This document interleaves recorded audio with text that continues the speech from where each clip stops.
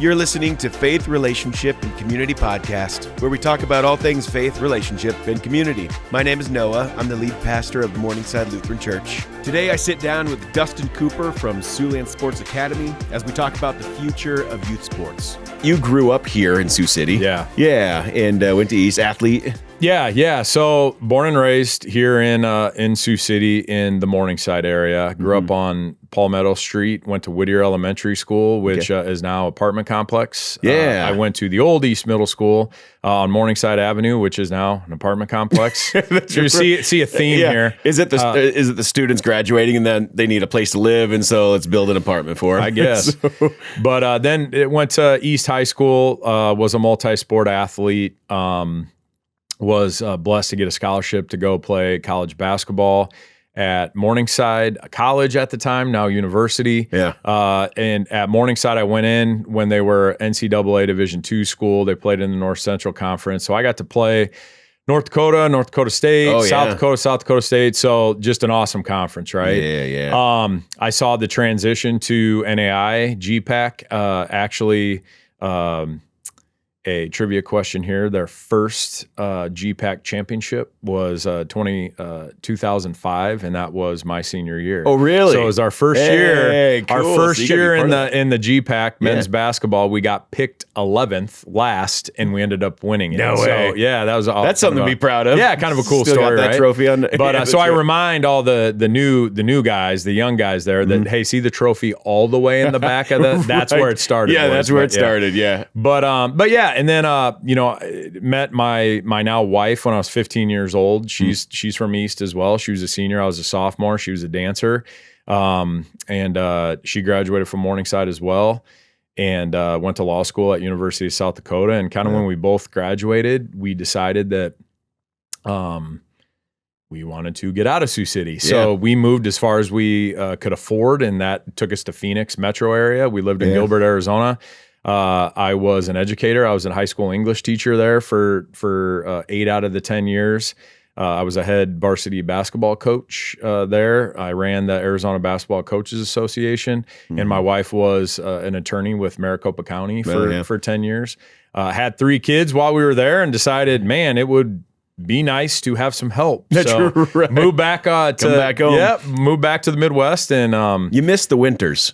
Yeah. See, I couldn't do Arizona. I couldn't do the warmer states. I mean, I'm just not there. I get some offers sometime. Come down to California for a conference during February, and I'm like, I love the cold and the snow. You're not going to get me to the warmth. So I will at some point retire back in Arizona. This is a great community to raise kids, and my kids have thrived here. Yeah. My family has been able to thrive here, and in the industry and the role that I'm in now, it's one of those deals where it's like, we're very blessed to be able to give back to the community that we were raised in. Not that there would have been anything wrong with doing that in the Gilbert, Arizona community. It just hits differently when you're from that. When it's your stomping grounds. Yeah, for sure. So talk about the arena. What inspired the creation of the arena, and how'd that go? Yeah. So again, partly moving back and realizing that although some things have changed, really in the area of youth sports, nothing had really changed. It was the same opportunities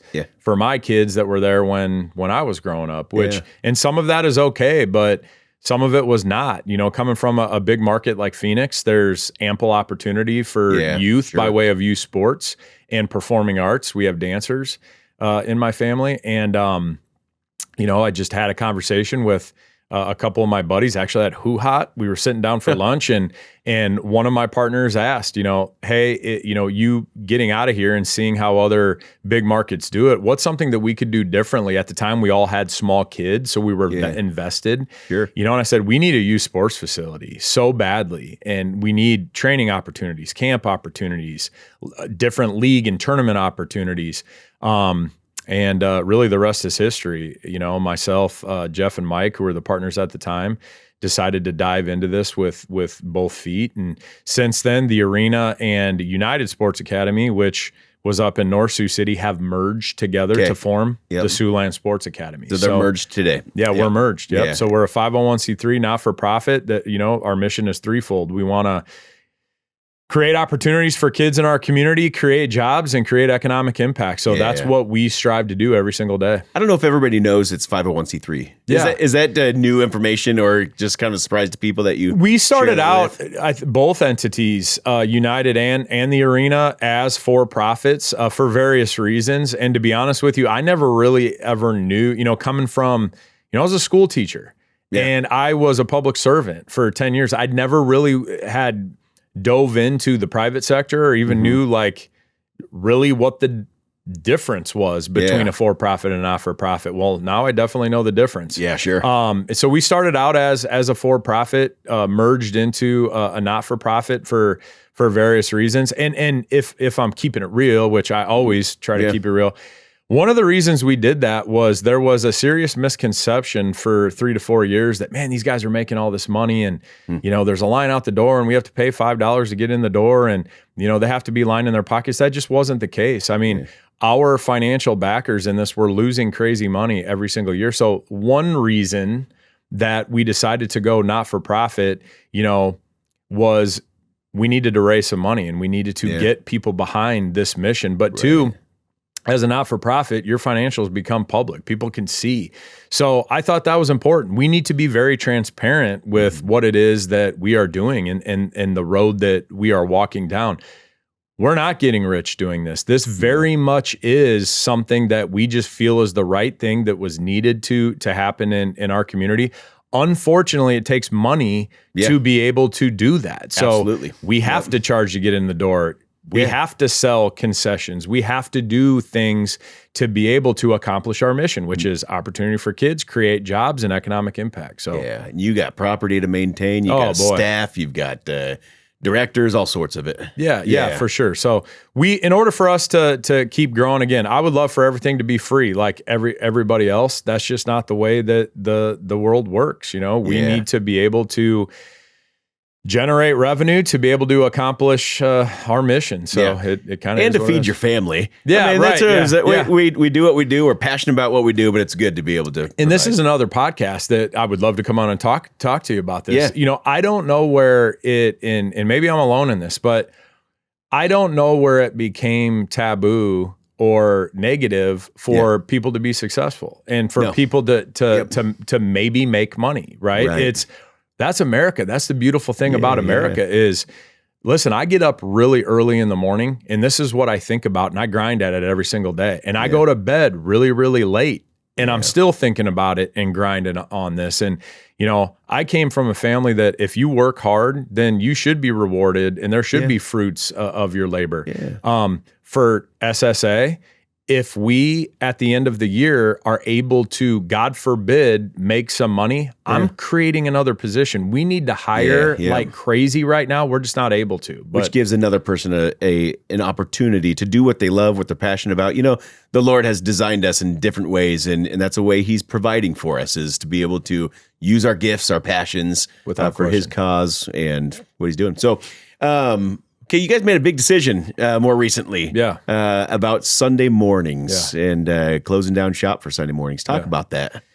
Yeah, so it's gotten probably a lot more attention than I thought that it would, most for the good, but some not great. We got a little bit of pushback, which I thought that we would, but 80-90% has been great. But honestly, something that's been on my heart for 5 years, it's bothered me. And there were a couple different things that happened, in the last few months that finally just pushed me over the edge, so to speak. I listened, I was telling you earlier on Facebook, I saw, an excerpt that Sunnybrook Church had done with Dave Ferris, talking about Sneaky's Chicken and how, Dave closed Sneaky's on Sundays. It was just something that was on his heart and he decided to do it. And out of that, they actually grew by 6%. I thought that was amazing hearing that, because I thought, obviously, there's sacrifice in there. You're taking a hit, and to see that they were growing by 6%. I mean, no surprise. The God's blessing pouring out on that. But I know he called up. I think he talked on it. Called up Chad from Chick-fil-A and talked about the same thing. He says, they're still filling out their seats for sure. And is that accompanied by a couple other things that situations that have been put in my life that I finally just was like, okay, like I have to, we have to do this. And I have a director of operations. His name is James. And I knew that I was going to go and I was going to tell him, oh, hey, by the way, I've made this decision that we're not going to play games on Sundays until afternoon. So to give families the opportunity to attend, church. And I knew he was going to look at me and go, you're crazy. Like, how are we going to do this? We serve so many people. And to that point, our mission is to serve kids and to serve families. Yeah. And with everything else that is going on Monday through Friday, our chance to do that is on the weekends. Yeah. And I would love to close all of Sunday. We just can't, do that. And I think I talked to you earlier about a conversation I had with Coach Dalma from the FCA, and he said something to me that was very profound. I was trying to think of ways that we can partner with Fellowship of Christian Athletes, and he made a comment that just said, on Sundays, I get the Sunday thing, Dustin, and we as a Christian community need to find a better way to meet youth sports halfway. And that hit me, but not to that side of things. That hit me with, what? We need to do a better job of meeting Christian families halfway on Sundays. And for us, it was just quite simply, we're not going to play for half of the day. And we're going to give Christians the opportunity to go and attend their church services. And you know what? Overwhelmingly, I would say that we've had a positive response. But that was something that was very personal to me too. I shared with you earlier that, we're a very Christian family, and my kids, my son was unable to attend our church service at 10:30 because our games were at 10 a.m. most Sundays, right? Yeah. And that bothered him, and I saw that it bothered him. So as a father, not just the leader of this youth organization, I had to make a decision that was going to positively impact my own kid. And that gave me a different perspective. I'm like, man, if I'm really struggling with this, there are other people out there that are struggling with this. So we need to do the right thing here, and we need to move. Yeah. Man, that's great. And I love that. It's been on your heart for a long time. Yeah. So this decision wasn't overnight. It wasn't just kind of waking up from a dream and saying, here it is. But the Lord put that on your heart, and you stepped forward in it. Our role, I'm a big quote guy, an excerpt guy, right? Yep, as a former English teacher, sure. I enjoy reading, right? Mm-hmm. Our role, I feel, as leaders, as Christian leaders, in specifically our community, is not to have all the answers, right? It's to, God has placed a vision on our heart, and God gave me and us a vision of what youth sports should look like in our community. Yeah. And I don't have to have all of the answers, right? Mm-hmm. I just need to move and walk in faith. That even though I don't have it, because we still don't have all the answers for how we're going to make this work, right? Yeah. But we're going to walk and we're going to move in faith, that it's going to be revealed to us, which every day something else is revealed to us. It's a puzzle. Yeah. And every day we get a puzzle piece that we're going to put this thing together and we're going to make it work. Right. That's great. I remember I was just thinking of my first reaction to it, seeing the post. Because I think that was one of those things where, I shared it. I don't know how many shares you had on it, how many views, but tons. Well, it was, I think, our most. I'm sure it was. Yeah. It was honestly crazy. I didn't think it would be as big as it was. Well, I was probably doom scrolling in some way, and I saw that come up, and I had to take a double look at it. I thought, you got to be kidding me. This is awesome. And so I just commend your leadership in that. And I know that I don't speak for the whole faith community, but I know a handful of pastors in the area that we've talked about the same thing, and just sharing our gratitude, because we do hear that too. And you're right. I think that what your buddy was saying, in that we think about how can we adjust as a church to not go against the culture, but we want to be able to meet for some parents where they're at, and knowing that some of their days are busy. So does it, Sunday morning doesn't work for everybody in that way. Do you see anybody else doing this? Any other athletic arena of any kind? Have you heard of it? Not really. Yeah. But I will tell you that we're going to be different, right? Yeah. And if we can be the spark that starts the flame, great. And it's one of those things that I think people look at it, some people, and go, well, that you like what it really is the impact of that. Well, that significantly negatively impacts us, right? Talk about that a little bit. So we're, as I mentioned, we run the Tri-State's largest basketball league on, and volleyball. Because we're starting with basketball, but this will be for everything that we do, right? All of the leagues that once we get through the seasons, and absolutely. So our next volleyball league, it'll be the same thing. We're not going to start until noon. But we need to find, by just not playing morning games, I mean, it's something like 40 games that we have to find a spot for, right? And we already play. Our last games are at 7 p.m. So where am I playing those games, right? And again, I don't have to have all the answers. I just need to walk in faith, right? So we're trying to be creative with that. We're opening up some of our courts on Saturdays. We're going to try to play some games on Thursday nights. I mean, we're trying to just get super creative, which that also spreads our already thin staff even thinner, right? Right. But they're all on board. I have the best team ever. That's awesome. And again, this is not something that was just, Dustin made the decision and this is what we're going to do. I have the best team and they are on board. And it's, as I mentioned, I went into James and who's my director of ops, and he looked at me and was like, "You're crazy. Where are we putting these games?" The next thing out of his mouth was, "But I got you. We'll figure it out." And that's the squad that we have, right? They're fighting every single day for this community and they're walking in faith as well. Yeah. I could imagine families in the same, and we talked a little bit about, there was some pushback and maybe backlash.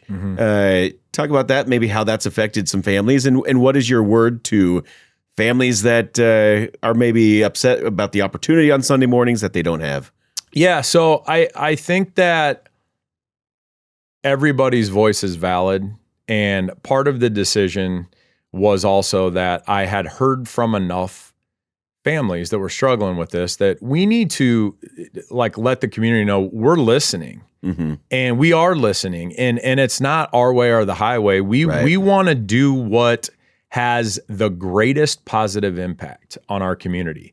And I had heard it enough, and it, like we mentioned, had been on my own heart for long enough that we had to act. On the flip side of that, there are people that enjoy Sunday morning activities, and they get the rest of their Sunday afternoon to watch NFL football or whatever it is, right? So, just as we have received support, there are very vocal people on the other side of that find me and us on social media, and it, but I listen to that too. And I understand, but we made the decision that we made. We are going to stick by it. And again, I know I've said this 50 different times, but we're going to walk in faith that this is the right thing and that we're going to figure it out. There's other parts to this too. Like I would love to figure out a way that on like league days, we're going to bring Fellowship of Christian Athletes into our building. Right. And, I mentioned that we're starting with leagues. We also run tournaments. The issue, usually once a month in the winter, the issue with tournaments is the out-of-town teams that are coming in, I got to get them in early so they can leave to travel.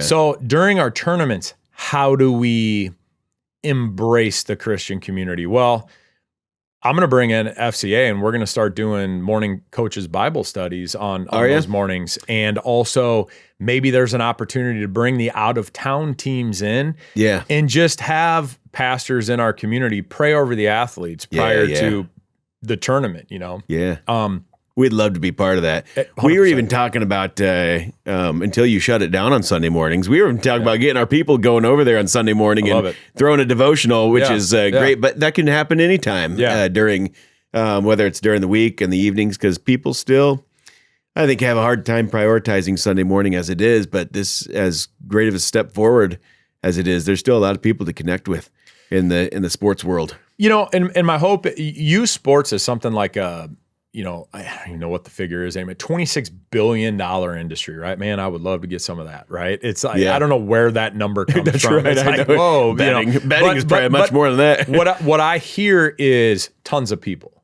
So when I say that I understand like the gravity of our reach, I get it. I truly do. Sure. And it's important that people understand that the leadership of the largest youth sports entity in our community understands that. Yeah. And we're trying to move in a way that shows that we understand that. And we have such a reach that my hope is that people can look at even me. Like, I have a kid, people see me and they're coaching my kid, and I'm running this organization, and I'm playing a game at 10 o'clock in the morning. Like, what example is that setting? Yeah, sure. Well, not a great example, right? So I'm hoping that people are going to look at me and go, oh, he's out there sharing that he doesn't want to play till afternoon because he wants to go to church. You know what? I'm going to go to church, you know? Absolutely. And I'm hoping, and even if 5 people, it's amazing, that's 5 more. The impact of a leader, because whether we like it or not, the eyes are looking at us and what we do and how we behave and the decisions we make. And it's very influential. And so you're right. I mean, for you to make that decision and say, hey, that's important for me and my family, especially for men out there, to be able to say this is important in our family, and we want to bring my family to worship. And that's it, man. It starts in your house. Yeah, it does. If I'm leaving my house and on a Sunday morning, and I'm going to a 10 o'clock or a 9 o'clock on a Sunday morning game consistently every single Sunday, what am I showing my kids? Well, I'm telling my kids, I'm showing them through action that that's more important than going to church. Yes, and absolutely. That's probably what hit me the hardest was, you know, I'm riding to this game with my son every morning, and you know, we have a kid's Bible in my truck that my kid brought. My son Cam brought with him, and there's a daily devotional in there that we were reading that on the way. But you know, that's cool. But we weren't going. And that wasn't me saying, "Hey, let's bring this and do that." That's him. So, however it happened, I did something right through the course of screwing up as a parent. That's right, that my kids believe in God. And so much so that my son brought this book with him in the truck, and he wanted to, and that was like, what am I doing? Like, we're heading to this game, and I'm telling him this is more important than this. I got to flip the script. Well, it is interesting because we grew up in a less of a youth sports Sunday morning culture. And so went to church with the family, and so it's been important to us. And I think that parents still have that desire for their kids to know Christ. It's just when we start to look at those details to say, where am I going on the Sunday morning? I think there's a stat out there for children will gain about 60 or 70% of their parents' faith. And so if you're only given, 10% on a weekly basis or even a Sunday morning, whatever it is, the kids aren't going to pick up barely any of that or find importance in faith, even though we know how important it is. Without question. I agree with everything you just said. And, even because some of the pushback that, I get it, not everybody shares in my beliefs. Yeah. And I get it, right? Then utilize Sunday mornings to take your family to breakfast. If you don't want to go to church, like go be with your family. That's not in a loud gym, with the smell of popcorn and everything. Everything else. It's then find something else to do that is going to build up the ties in your family, right? So that's my message when I get that feedback. Not everybody agrees with that. So you're only serving one side of the aisle, so to speak. I hope that you're able to utilize that to go build up the ties in your family. Right. Absolutely. So, but I agree with everything you said. We just need to be different, man. I wholeheartedly believe that the leadership in youth sports, not only in our area, but through the country, we have a responsibility, a huge responsibility. And I hope that other entities like ours start making the same decision, because it doesn't have to be like it is. Youth sports has such a you get onto Twitter, get onto any social media, you see fights in the gym, you see all the bad of youth sports. There's so much good though. There's so much good that's happening. We're only just seeing the bad. So I'm hoping that it's awesome that I'm able to be on your podcast, and I was on a couple other podcasts earlier speaking about this. This is a good thing. Yeah. And this could be part of the good of youth sports. And I hope it's a spark that lights a fire. Yeah, absolutely. To be able to see that and go through the social media. So not just parents seeing it, but the kids seeing the positive influence and the positivity of youth sports. For sure. Because whether we like it or not, which I don't like it, social media is here, and it is absolutely. And I'm telling, it's how kids communicate. Yes, it just is. Like my kids, I have Callie, who is 19. She's a sophomore at Morningside. I have a 16-year-old daughter in high school, an 11-year-old, almost 12, at East Middle School, and their world is so different than our world growing up. Mm-hmm. Like when I was going to college, if like my daughter's like, look, if you wanted to do something with somebody, how did you? I'm like, I walked down the hall, knocked on the door, and said, hey, do you want? Hard to believe, huh? Or picked up the dorm phone. Right. Now you just shoot a text, you get on social media, you Snapchat people, stuff like that. I don't even understand all of it, but it's just a different world. But we got to embrace it, man, because it's here. And we got to find a way. Like, I commend you and your church for utilizing podcasts and social media to do that. I mean, you're with the times. You have to. You have your reach. Your hip. Until it changes next year. That's right. Exactly. But at some point, it's all going to be AI driven. Right. Oh man. But it's I commend you for that, and I've had to do that within my own house. Yeah. I grew up in a very old school house, and that was very beneficial to me in numerous ways. But I can't raise my kids like my mom and dad raised me, because it's a different time. I'm sure I probably could, but in some ways I'm going to stunt their growth on different levels, right? Yeah. So I commend you guys for being hip and being with the times. But you're right. Next week it's going to be something It'll new. be different. That's right. My kids are young enough though, 10 and 7. Yeah. That they can't call me out on it yet. But they're getting that point where the trends are coming. So I've just recently started. My oldest daughter is huge into social media, and she helps my wife run Arena Dance Academy. And she does all of her social media, and she's awesome at it. She probably has a future of some sort in that, right? That's become a full-time job. I mean, absolutely. Yeah. And she's good at it, and she loves it, and it serves a purpose. But she made a comment to me. She's like, you need to get more involved on social media, because I think there is a certain perception of you that I'm a loud individual, I'm opinionated. Sure. And I'm not afraid to sit and have an in-person conversation and articulate myself, right?